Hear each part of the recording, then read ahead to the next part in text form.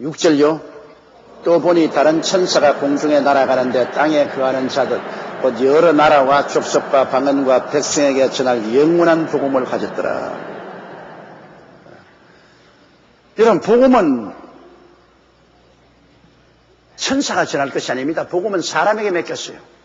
예수 그리스도의 죽었다가 부활하신 복음은 사람에게 맡겼기 때문에 사람이 전도해야 돼요. 만약 천사에게 복음을 전가를 했다면 천사가 벌써 온 천지에 다 나가서 이 땅을 복음화했을지 모릅니다. 그러나 천사는 복음을 전거할 권한을 주지 못했습니다. 복음이란 영원히 죄 가운데 있는 사람들이 예수 그리스도의 보혈을 믿어서 구원받는 복음이기 때문에 사람만이 전할 수 있습니다. 천사는 사람이 아니기 때문에 복음의 의미를 모릅니다.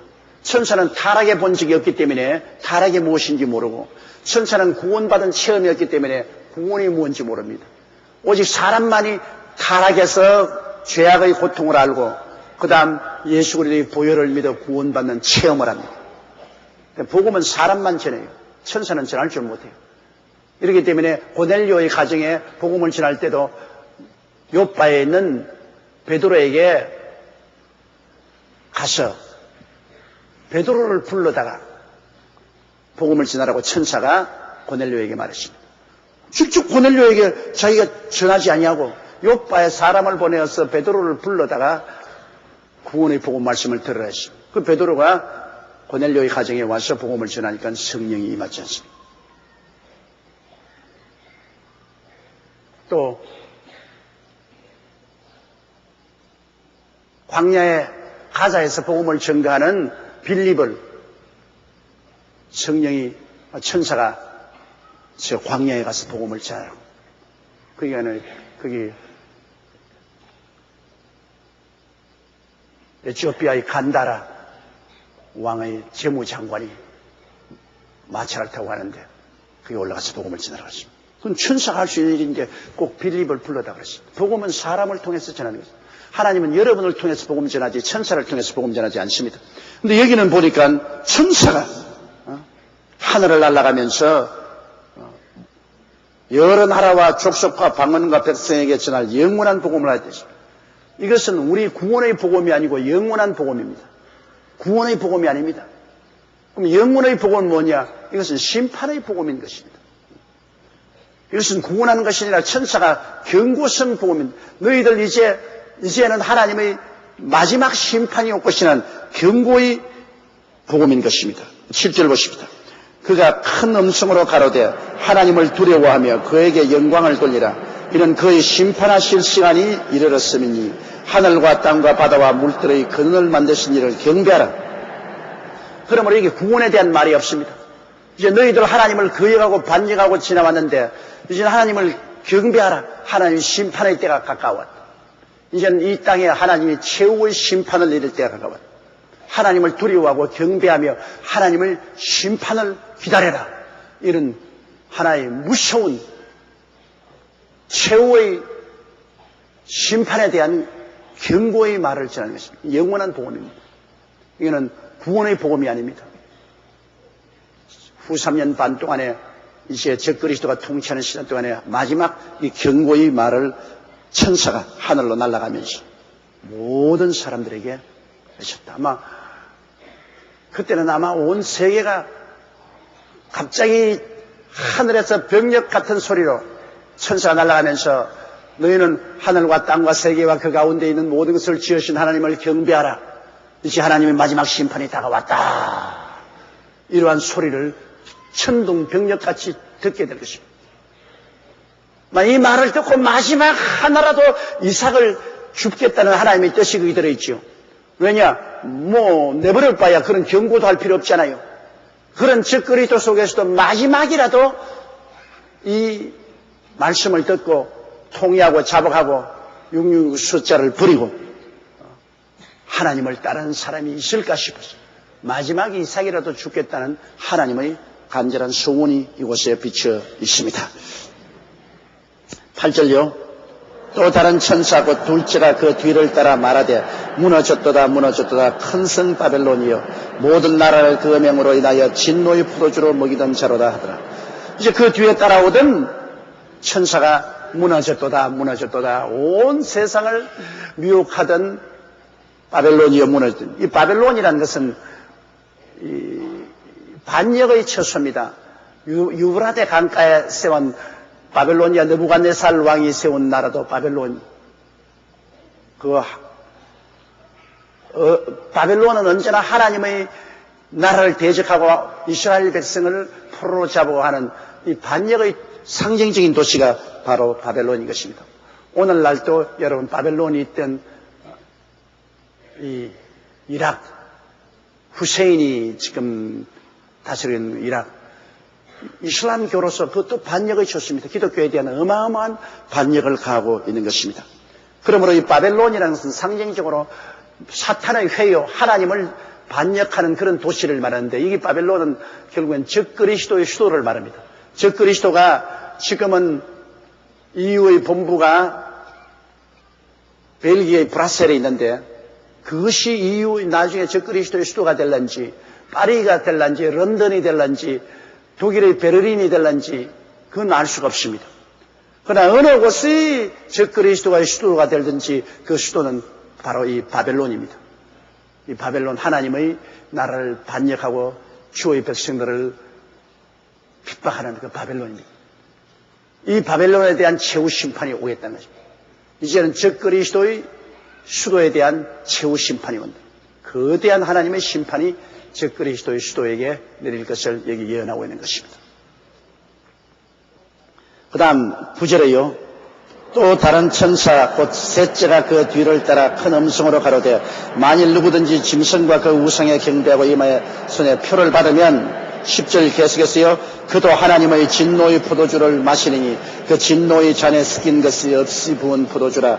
거룩한 천사들 앞과 어린 양 앞에서 불과 유황으로 고난을 받으리라. 자, 이거 무섭지 않습니까? 세 번째 천사가 따라가면서 큰 성으로 왔지 가로되 누구든지 짐승과 그 우상에 경배하고 적그리스도와 적그리스도의 우상에게 경배하고 그리고 그 이마에 나 손에 666 표를 받으면 그런 하나님의 진노의 포도주를 마시니 하나님의 진노의 포도주, 하나님의 심판을 받으니 그 진노의 잔에 섞인 것이 없이 부은 포도주라. 그건 순수한 어마어마한 진노를 말하는 조금도 용서가 없는 어마어마한 단호한 심판을 받으니 거룩한 천사 앞과 어린 양 앞에서 불과 여왕으로 고난을 받으라. 불과 여왕으로 타는 못은 게헤나라고 해서 마지막 영원한 심판의 처소입니다. 그러므로 짐승과 이 거짓 선지자를 하나님이 잡아서 불과 영으로 타는 못에 던질 때 666 숫자를 받은 짐승의 표를 받은 사람은 다 함께 죽어서 불과 유황으로 타는 못에 던져요. 지금 있는 것은 여러분 지옥은 게헤나가 아닙니다. 하이데스라고 해서 대합실입니다. 옛날엔 지금 있는 이 하이데스 소위 지옥이라고도 말하고 음부라고도 말하는데 이것은 2층으로 되어 있어서 2층에는 구약시대의 성도들이 들어있는 낙원이었고 구릉 밑에 있는 것은 지옥 들어갈 대합실에 있는 사람입니다. 그러나 예수님이 죽어서 사흘 동안 그 2층에 낙원에 들어왔다가 그 낙원을 천국으로 옮기시고 이제는 대합실만 남았습니다. 지금 불과 여왕으로 타는 못에 들어가기 전에 그 대합실에 들어가서 기다리고 있습니다. 천년왕국 이후에 하나님께서 백보자 심판을 하실 때 이 대합실에 있는 사람들이 도로 다 부활해서 살아납니다. 부활해서 살아나서 주님 앞에 심판을 받고 그때는 이제 영원히 불타는 불과 유황으로 타는 못에 들어가는 거죠. 불과 유황으로 타는 못에 들어가면 그에는 불도 꺼지지 않고 구더기도 죽지 아니하고 세세 뭉토록 고통을 당하려. 그러니 사람으로 안 태어난 것이 훨씬 낫지 죽어서 없어져버리면 얼마나 좋겠어요. 아무리 죽을라도 죽을 수가 없는 것입니다. 어느 사람이 보니까 환상 가운데 하나님이 그 미리 예고에 보여주는 예고편에 보니까 구더기가 몸에 파고 들어가는데 계속 뜯어내도 또 파고 들어가고 뜯어내도 온몸에 구더기가 막 몸에 먹는 그 불꽃 가운데서 구더기 뜯어낸다고 정신이 없더라. 아유, 그런데 절대 가지 말아야지. 여러분 중에 한 사람도 그런 데 가면 안 돼요. 정말 예수님을 믿으면 지독히 믿으시라고요. 세상에 부귀영화 공명만 찾아서 가고 이 하나님의 경고를 받아들이지 않은 사람을 볼 때 마음이 너무나 안타깝습니다. 더구나 여러분 요사이 우리 자녀들 젊은 세대 이 세상에 물질과 세속에 취해가지고서 신앙 속에 깊이 들어오지 못하는 자녀들을 볼 때 마음에 안타깝기가 짝이 없습니다. 우리 부모들이 많이 기도해야 돼요. 많은 눈물로서 자녀들을 구출해야 되겠습니다. 또 많은 눈물로서 남편들을 주께로 인도해야 됩니다. 예수님이 십자가 걸며 유혹할 때 예루살렘의 딸들이 눈물을 흘리며 뒤에 따라니까 예루살렘의 딸들아 예루살렘의 딸들아 나를 위해 울지 말고 너와 내 가족을 위해서 우라고 그랬습니다. 그것은 뭐냐? 예수 믿는 여러분 우리 자매님들은 가족들의 구원을 위해서 눈물을 많이 흘려야 됩니다. 요사이도 뭐 가족들 구원받는 것은 거의 여성들의 눈물의 기도로서 지금 구원받는 건 아닙니까? 여러분의 눈물의 기도로서 남편도 자식들도 구원을 받았는데 앞으로도 여러분의 눈물을 통해서 여러분의 남편과 자식들을 구원할 수가 있습니다. 예수님께서 여러분에게 눈물의 기도, 중보의 기도를 하라고 명령을 하신 것입니다. 여성들의 눈물의 기도가 세계를 구원하는 것입니다. 중보의 기도가 얼마나 능력이 있고 필요한지 말로 다 할 수 없습니다. 자, 11절요. 그 고난의 연기가 세세토록 올라가리로다. 짐승과 그의 우상에 경배하고 그 이름과 표를 받은 자는 누구든지 밤낮 쉼을 얻지 못하리라 하시더라. 밤낮 쉼을 얻지 못한다. 자, 밤이라도 쉬면은 낮에 고생하더라도 편안하지 않아요. 아무리 낮에 지치고 피곤해도 밤에 푹 쉬고 나면은 뭐 새날을 맞이하는데 이거는 뭐 밤도 없고 낮도 없이 계속해서 고민은 고통을 당하더라. 짐승을 경배하고 그리고 666 숫자를 받은 사람들은 불과 여왕으로 타는 못에 들어가서 세세토록 밤이나 낮 할 것 없이 늘 고통을 당하더라. 죽을 수 없는 고통이 제일 큰 고통입니다. 죽어버리면 없어지니까 괜찮죠. 그러나 죽지 못하는 것이 제일 고통스럽죠. 사람은 하나님의 형상과 모양대로 지음받았기 때문에 죽을 수 없는 존재로 만들어졌습니다. 육체는 죽을 수 있지만 육체 속에 사는 영혼은 죽을 수가 없는 존재로 만들어졌습니다. 그러므로 천당에 가서 영원히 살든지 불과 여왕으로 타는 못에서 밤낮 쉬지 않고 고통을 당하든지 둘 중에 하나가 인생이 취해야 될 운명입니다. 12절요. 성도들의 인내가 여기 있나니 저희는 하나님의 계명과 예수 믿음을 지키는 자들이에요. 성도들은 누굽니까? 바로 예수 그리스도를 믿고 구원을 받고 하나님을 섬기고 하나님 계명을 지키고 산 사람들입니다. 계명을 지켜서 구원받는 것은 아닙니다. 예수 그리스도를 믿고 그 보혈을 의지해서 구원을 받지만은 그러나 계명을 지킴으로 하나님과 화목하고 하나님과 교통이 이루어지고 하나님의 사랑을 받게 되는 것입니다. 계명이란 하나님의 성품을 말하니까 하나님의 성품을 따라서 우리가 살 때 하나님의 사랑을 받고 칭찬을 받고 복을 받지 않습니다. 그러므로 옛날엔 계명을 지켜야 구원받는다고 그랬는데 구약시대는 아무도 구원받은 사람이 없어요. 모든 사람이 죄를 범해서 하나님의 영광에 이르지 못합니다. 이제 예수 그리스도의 십자가 보혈을 통해서 예수님이 계명을 다 이루었기 때문에 예수님의 이름과 그 보혈을 믿음으로 구원을 받습니다. 구원은 값없이 받아요. 그러나 축복은 계명을 지킴으로 받습니다. 축복은 하나님의 법과 계명을 지켜 살 때 하나님의 사랑을 받고 하나님과 교통이 있고 축복을 받을 수가 있는 것입니다. 그 다음 13절요. 또 내가 들으니 하늘에서 음성이 나서 가로되 기록하라. 자금 이후로 주 안에서 죽는 자들은 복이 있도다 하시매 성령이 가라사대 그러하다 저희 수고를 거치고 쉬리니 이는 저희의 행한 일이 다름이라 하더라. 자금 이후로 옛날이나 오늘이나 예수 안에서 죽는 자들은 복이 있다.